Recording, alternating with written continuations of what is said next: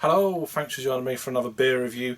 Today we've got a beer that I've had in the fridge a fair few weeks, in fact, and it is We Are the People. It's from the Verdant Brewing Company. It's a collaboration with, get it right, here we go, Burning Sky. So, Verdant down in Cornwall, you know, Falmouth, and Burning Sky out of Firle in East Sussex, of course, neighbouring county to where I am.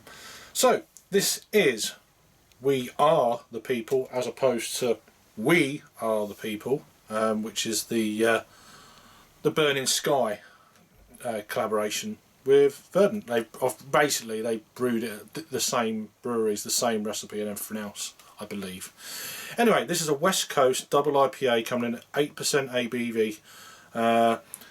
So it says, this is part of the brewing, so the hops in this are Simcoe, Centennial, Amarillo and Columbus, so there's some old school West Coast hops in that. I'm really intrigued by the IBU count on this, but it's not being listed on Untapped, so but hopefully it's something it's saying towards the end of, it says a hefty deep bitterness and a clean crisp finish, so we'll see about that. With West Coast IPAs, for me, certainly since they've been coming out again in the last sort of year and a half, from what I remember sort of 6-7 years ago, they're not, I don't know what they're not as bitter, but we'll see what this is like. We'll hold judgment on that. So yeah, I'm trying to remember where I actually got these. I think I got one from, which I think was this one, from the Little Swift in Margate, and the other one I got from Docker Brew House and Bakery in Canterbury.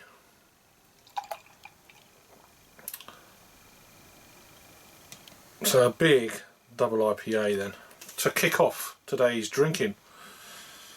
I'm absolutely shattered as well. Long weekend with little and so, but yeah. So I fancied a few beers before going and doing a little live stream on a Sunday session. Anyway, beer in a glass. It's a lot hazier than I thought it would be, to be fair.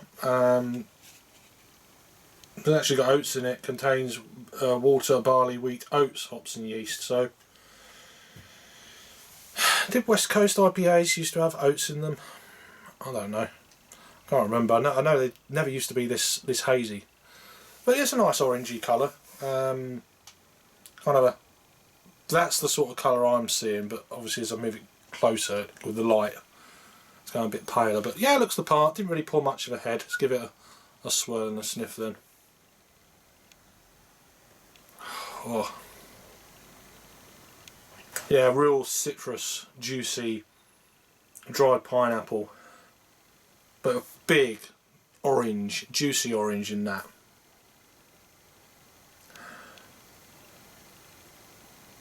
Oh, it smells really nice. There's a slight dankness in there. Apricots. More like an apricot jam. I'm getting that. I do like apricot jam. I have it quite regularly, as well as dried apricots as well. So I'm trying to get my palate used to actual proper fruits, not what beer smells like and tastes like. More right. Let's learn some of these fruits, because there's a lot I've never really kind of not had very often. Is probably the wording.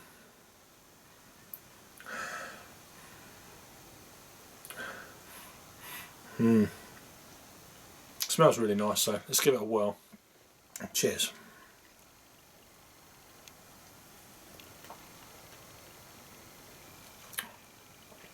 Oh.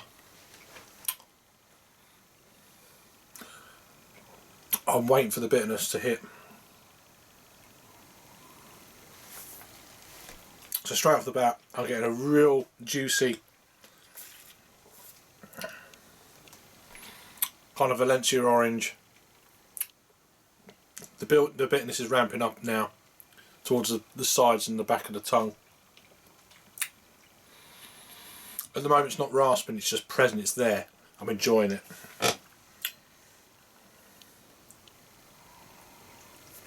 On from that initial hit then of flavour, apricot jam that was getting on the aroma, going into a very kind of a slight pininess, dank, kind of towards the mid third of the palate.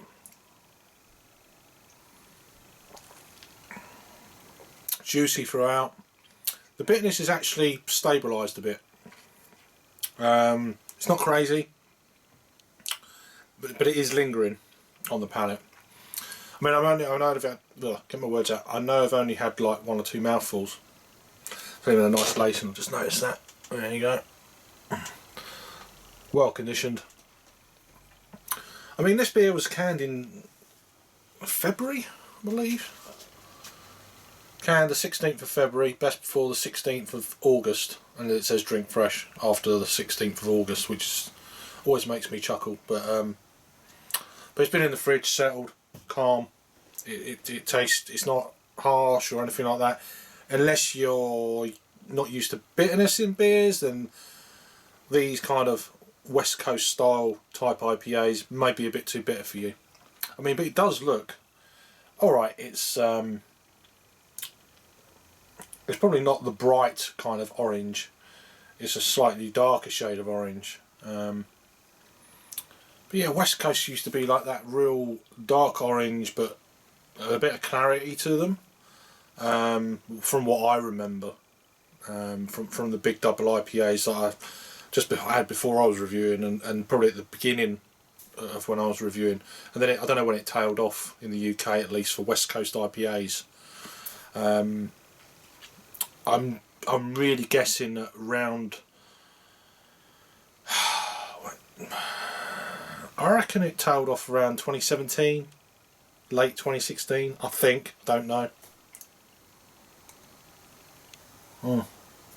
Back to this beer though. It's really easy drinking. There is a slight hint of that kind of feel that you're drinking a bigger IPA.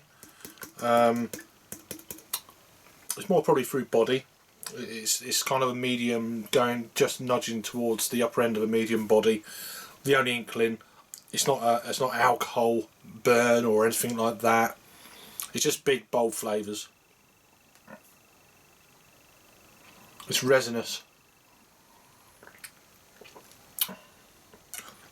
Nice hit of grapefruit as well. Pine, lovely citrus, juicy citrusness, dank. And it says very clean. Now I am getting a little bit, the more I'm drinking it, I am getting a little bit of alcohol on the palate. It's just starting to, it's almost like you can feel it on your breath. It's got that kind of, that waft. But it's not in an unpleasant way. So that you're drinking it and you're starting to realise for all these kind of sensors on your palate and stuff that you actually calm down drinking it. It's just building up a bit like the bitterness, probably to a degree. I don't know what the IBUs are, as I've said, in this beer. I'd hazard a guess it's probably around the 65 to 70 mark, but you never know with bitterness. Sometimes it could be a lot lower, and sometimes you think, oh, it's actually more than that. You don't realise. But without information like that on Untapped or whatever, I haven't done any kind of research. So, but overall, very easy drinking beer. I know saying, you know, that initial easy drinkiness is, and it does build up to a bit where it's like, oh, it's a bigger beer, but it's still relatively easy drinking for a 8% West Coast style IPA. Now coming up, I'm going to be reviewing straight after this. I will be reviewing the Burning Sky version of this, which is another collaboration with Verdant. So they brewed one at Verdant. Was it Verdant or somewhere else? I can't remember. And then one at Burning Sky, which is We Are the People. So check that one out. That one's coming soon. But as for this one here right now, We Are the People. A very nice beer, and pardon me, in a couple of reviews time I will be doing a side-by-side comparison to see how they got on. So check out those when I eventually post them and do them. But yeah, as for now, this is a really good one. Good start. We Are the People from Verdant and Burning Sky. You've probably already had it before. It's been around since February, so I'm pretty sure I've still seen it around online, so do a little Google search. I'm sure you can pick it up somewhere still, because it's still well in date to August 16th. So anyway, I'm waffling on now. Thanks for watching then. Let me know if I've had it before, and I'll see you on the next video. Cheers.